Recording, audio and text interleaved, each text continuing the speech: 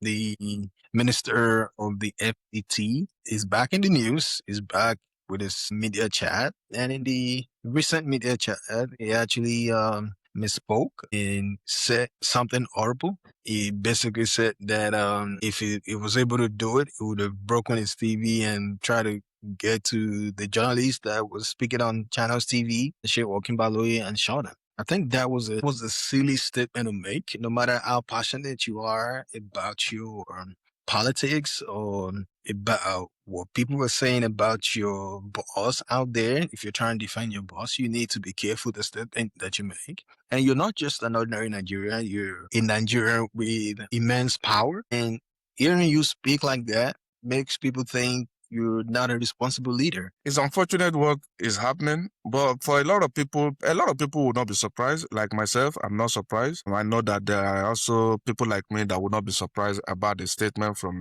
Wike. I don't want to say he's a straight talker. He's not a straight talker. He just, he just talk, and then after talking, he start explaining himself. And this is probably not the first time, and definitely this is not going to be the last time this will happen. He talk and talk and talk and talk, have no control over his mouth, no filter, nothing. So the statement I think he made was in bad taste.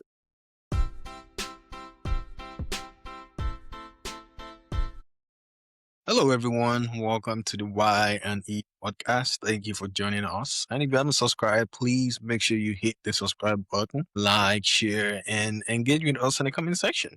So we're talking about the minister of the FET is back in the news, is back with his media chat. And in the recent media chat, he actually misspoke and said something horrible. He basically said that if he was able to do it, he would have broken his TV and tried to get to the journalist that was speaking on Channels TV, Sheikh Walking Baloyi, and shot him. I think that was a silly statement to make. No matter how passionate you are about your politics or about what people were saying about your boss out there, if you're trying to defend your boss, you need to be careful the statement that you make. And you're not just an ordinary Nigerian, you're a Nigerian with immense power. And hearing you speak like that makes people think you're not a responsible leader. As a responsible leader, you need to be able to control what comes out of your mouth, what you say out there to people. And at the same time, the people that were listening to the FCT minister could have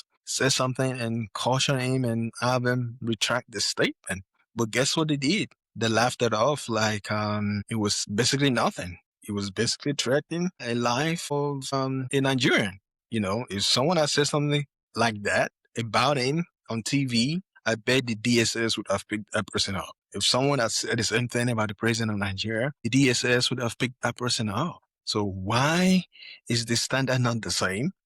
When these politicians go out on TV or in the media and begin to spew all types of crazy things, I think this is just ridiculous. And I believe it needs to come out and apologize to Sheikh Walking Baloyi.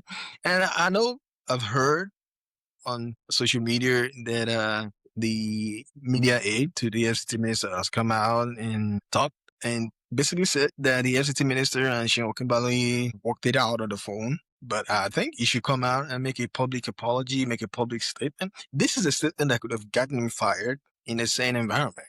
But again, this is Nigeria, anything goes, and the wrong ones are the ones in the leadership position. What do you think? It's unfortunate what is happening, but for a lot of people will not be surprised. Like myself, I'm not surprised. I know that there are also people like me that will not be surprised about the statement from Wike. I don't want to say he's a straight talker. He's not a straight talker. He just, he just talk, and then after talking, he start explaining himself. And this is probably not the first time, and definitely this is not going to be the last time this will happen. He talk and talk and talk and talk, have no control over his mouth, and, control, no filter, nothing.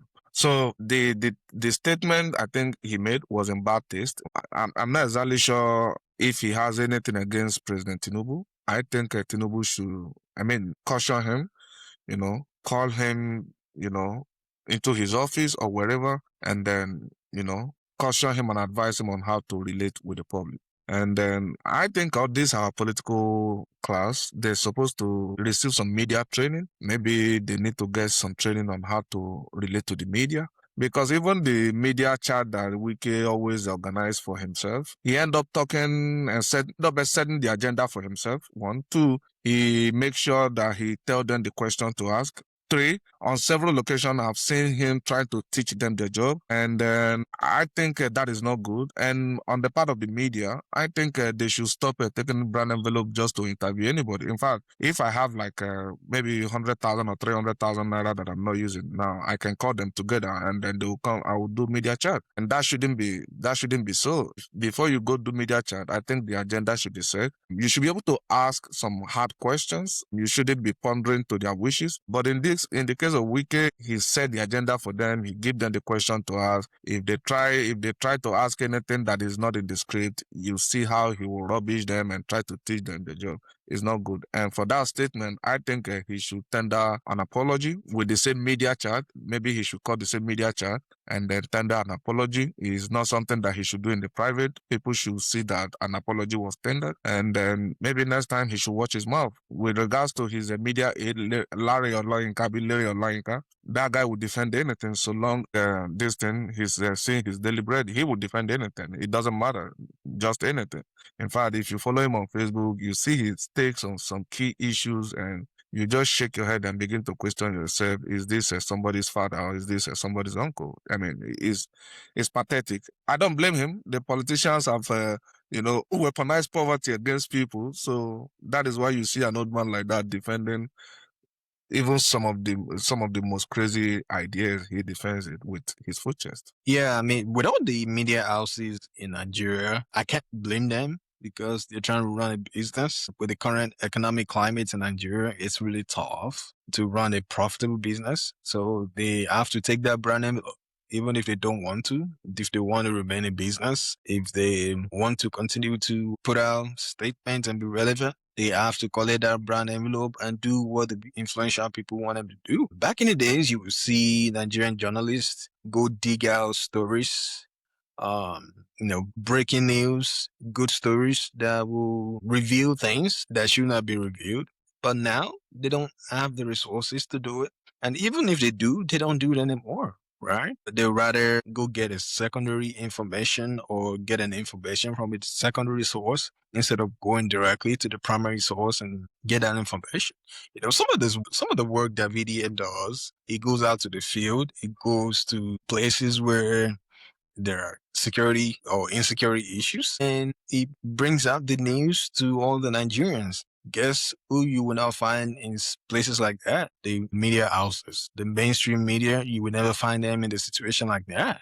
Are you telling me that they don't have the resources to send their reporters out to the field to go do good journalism work for them? No, it's not like they don't have the resources. Some maybe don't have the resources, but a lot of them do, and they rather prefer spending that money on something else other than digging stories that will benefit the Nigerian people, that will raise concerns and bring into light all the challenges that the Nigerian people are experiencing.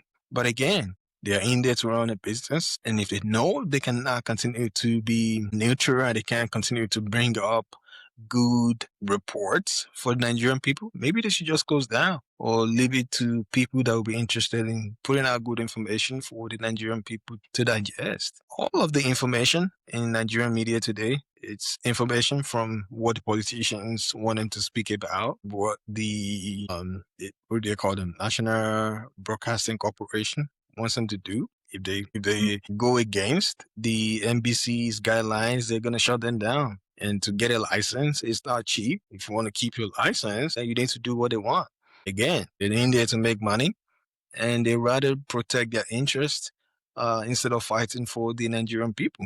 It's unfortunate. This will continue to happen. This will not be the last time we'll see it. We'll see it again. I don't think media houses should be interviewing a Wike. He has nothing to say. He just used all the time to abuse his passive political enemies.